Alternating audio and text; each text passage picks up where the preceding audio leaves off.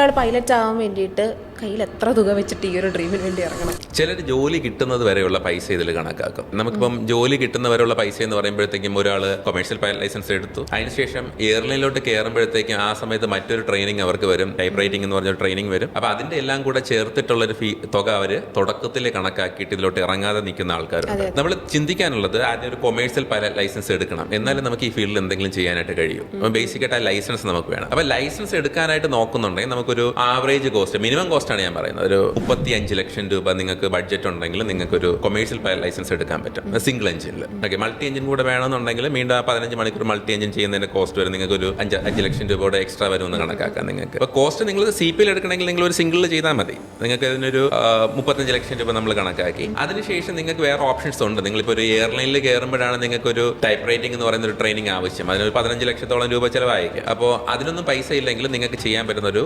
AFA rating എടുക്കാം കുട്ടിക്ക്. AFA rating എന്ന് വെച്ചാൽ അസിസ്റ്റന്റ് ഫ്ലൈറ്റ് ഇൻസ്ട്രക്ടർ ആയിട്ട് പോവാം, പഠിപ്പിക്കാനായിട്ട് ഇന്ന് പോയി കഴിഞ്ഞാലും 1 ലക്ഷം രൂപയ്ക്ക് മുകളിൽ ശമ്പളമുണ്ട് പ്രൈവറ്റ് ആയിട്ടുള്ള ഫ്ലൈറ്റ് സ്കൂൾസിൽ പോയി കഴിഞ്ഞാൽ.